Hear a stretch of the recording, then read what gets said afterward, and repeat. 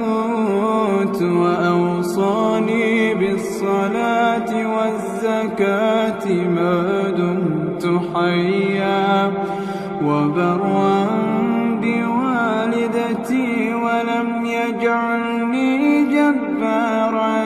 شقيا والسلام علي يوم ولدت ويوم أموت ويوم أبعث حيا